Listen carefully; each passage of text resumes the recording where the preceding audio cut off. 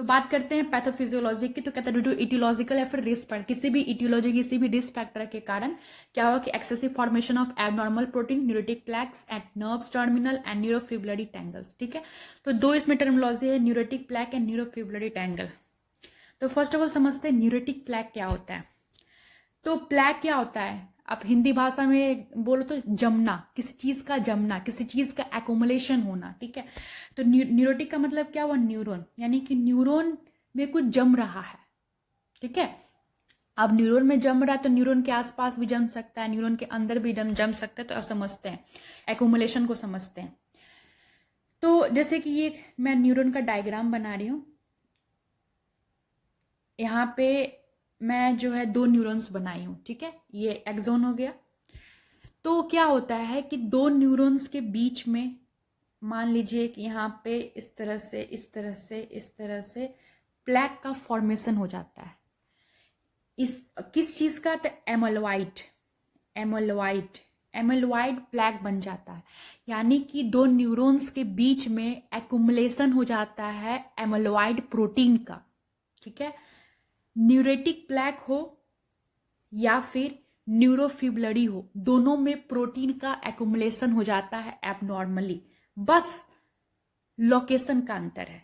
जब हम न्यूरेटिक प्लैक की बात करेंगे तो दो न्यूरॉन्स के बीच में हो सकता है या दोनों के एंडिंग में हो सकता है। जैसे कि अगर मैं इस तरह से बनाऊं, एक न्यूरॉन ये रहा, एक न्यूरॉन इस तरह से रहा, तो यहाँ पे हो सकता है कि न्यूरेटिक प्लैक बन सकता है। ठीक है, यहाँ पे तो अब आप समझिए कि न्यूरॉन्स के अंदर में नहीं बनेगा, न्यूरॉन्स के बाहर कहीं भी बनेगा। तो अब जो सिग्नल ट्रांसमिट हो रहा था दूसरे, जैसे यहां से सिग्नल यहां जाना है और यहाँ पे क्या बन गया, प्लैक, तो प्लैक क्या करेगा, उस सिग्नल को दूसरे न्यूरॉन्स में जाने नहीं देगा।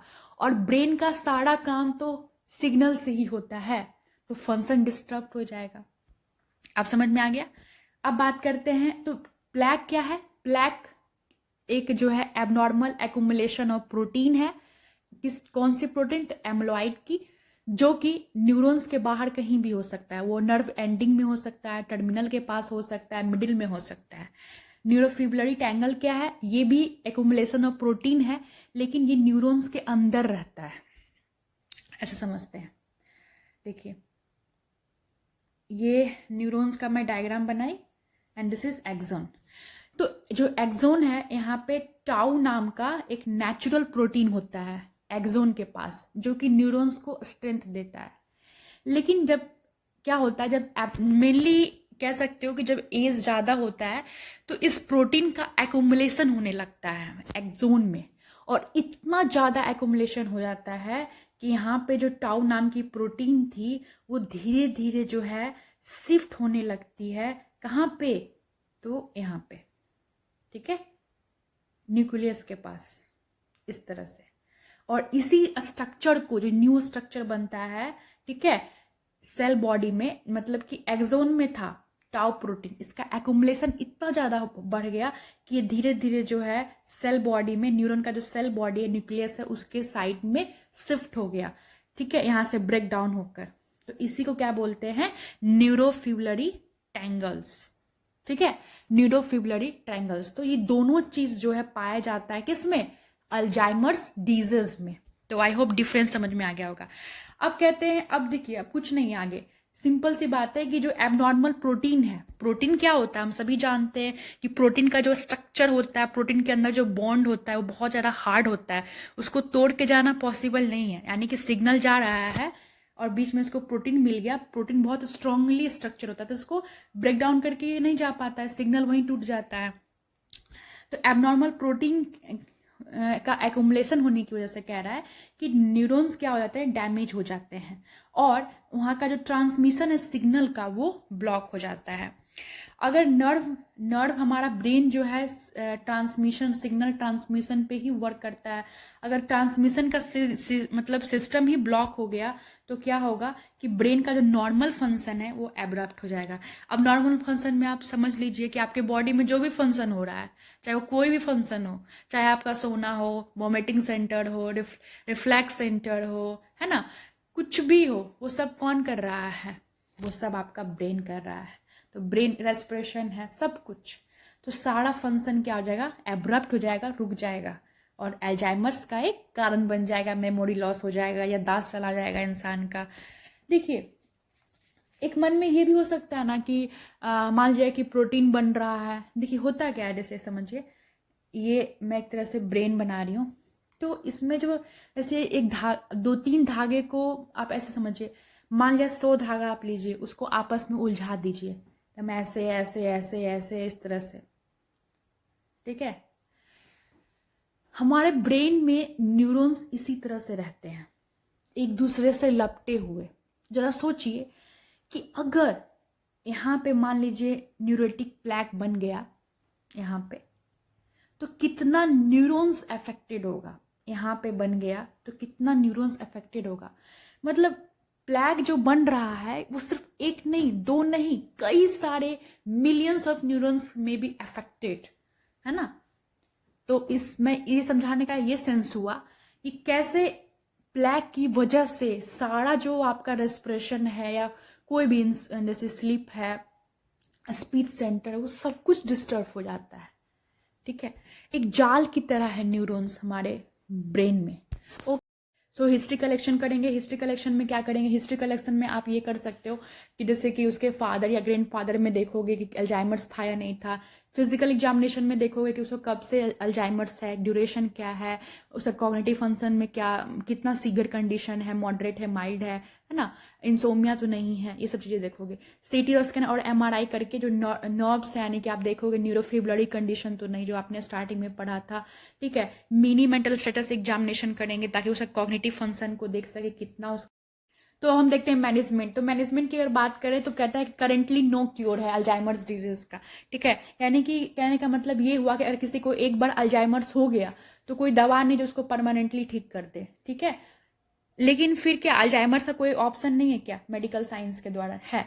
अल्जाइमर्स क्या करता है, अल्जाइमर्स ट्रीटमेंट में क्या किया जाता है कि जो सिम्टम्स अपीयर होते हैं अल्जाइमर्स पेशेंट को, उसके सिम्टम्स को रिड्यूस करता है, ठीक है, ताकि उसकी जो क्वालिटी ऑफ लाइफ है वो ठीक हो सके।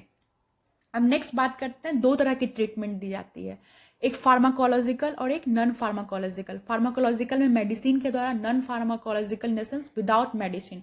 तो फर्स्ट देखते हैं कॉलिनेस्टरेज इनहिबिटर्स फॉर अल्जाइमर्स डिजीज, ठीक है, एडी। तो कॉलिनेस्टरेज का काम क्या है ये समझते हैं। कॉलिनेस्टरेज मेडिसिन क्या करती है कि वो जो न्यूरोट्रांसमीटर होता है, न्यूरोट्रांसमीटर उसको ही जो है कह सकते हो कि स्टॉप कर देती है।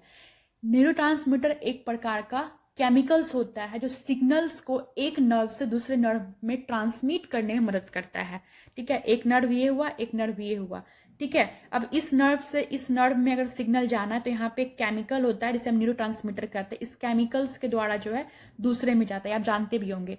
तो इसको न्यूरोट्रांसमीटर को क्या करता है, ब्लॉक कर देता है। कौन? कॉलिनेस्टरेज, ठीक है। अब इसको दबाने के लिए, इसके अपोजिट एक्शन करने के लिए इसे हम इनहिबिटर्स यानी कॉलिनेस्टरेज इनहिबिटर्स देते हैं, ठीक है। कॉलिनेस्टरेज इनहिबिटर्स की मदद से सिग्नल जो है ट्रांसमिट हो जाती है। तो उसमें क्या देंगे, डोनिपेजिल देंगे, गैलानाडिमीन देंगे। नेक्स्ट बात करते हैं मेमोरी और इन्हांसिंग ड्रग्स देंगे, यानी कि क्योंकि इसमें मेमोरी का लॉस होता है, दैट्स वाई उसके मेमोरी को थोड़ा इन्हांस करने के लिए हम कोलिन देंगे, डेसिथिन देंगे और डिनोल देंगे, जिसे हम एसिटिकोलिन प्रिकर्सर भी कहते हैं। What is acetylcholine precursor? Precursor कहने का मतलब ये हुआ कि जब आप ये दोगे, ये सब कोलिन, डेसिथिन और डिनोल, तो क्या होगा कि ये it is converted into acetyl choline. जब आप इसे इस मेडिसिन को टेक आउट करोगे तो ये आपके बॉडी में एसिटाइल कोलिन टाइप से ये क्या हो जाएगा, कन्वर्ट हो जाएगा। What is acetyl choline? A type of neurotransmitter. Next बात करते हैं एंटीसाइकोटिक। क्यों हम जो है न्यूरोट्रांसमीटर खा रहे हैं? क्योंकि देखिए हमने देखा था कि न्यूरोफिब्ररी हो गया था, जिसकी वजह से जो है सिग्नल ट्रांसमिट ही नहीं हो पा रहा था, ठीक है। इसीलिए एंटीसाइकोटिक क्यों देंगे? क्योंकि कई सारे psychotic symptoms, anxiety, depression, insomnia, कई सारी चीजें देखने को मिल रही थी, इसलिए हेलोपेराडुल देंगे ताकि जो इसका एजाइटेशन है, एजाइटेशन में कहता है इंसान थोड़ा सा जिद्दी टाइप का हो जाता है, कंफ्यूजन है, हेलुसिनेशन है, डिल्यूजन है, ये सब कुछ। तो एंटी डिप्रेशन देंगे, इसमें कि कह सकते हो कि नोटिपैलिन, डेसिप्रामिन टू मैनेज डिप्रेशन को मैनेज करने के लिए। नेक्स्ट है अदर मेडिकेशन में जैसे एंटी इन्फ्लामेटरी या एंटी इन्फेक्टेड ड्रग्स देंगे, एंटी इन्फेक्टेड ड्रग्स देंगे ताकि जो है इन्फेक्शन से बचा हुआ रहे नर्व्स। नेक्स्ट है नॉन फार्माकोलॉजिकल अप्रोच, ये आप समझ जाओगे, इसको समझाने से इसको जो है आप देख रहे हो कि इन्वायरमेंट क्वाइट हो, मसाज म्यूजिक थेरेपी हो, ठीक है। तो इससे अच्छा है कि आप नर्सिंग मैनेजमेंट समझ लो। तो नर्सिंग मैनेजमेंट में बात करते हैं तो फर्स्ट कहता है कि जो मेन गोल होता है, यानी कि जो आप नर्सिंग मैनेजमेंट देते हो किसी अल्जाइमर्स मरीज को, तो मेन गोल क्या होता है कि उसको मदद करना, ताकि जो उसका मेन डेली लाइफ में जो एक्टिविटीज़ है वो क्या करे, वो परफॉर्म हो सके, ठीक है। उसके बाद दूसरी गोल होती है कि मेन गोल में ही बोल सकते हैं कि पर्सन जो है हेल्दी लाइफ जी सके, हेल्दी, ठीक है।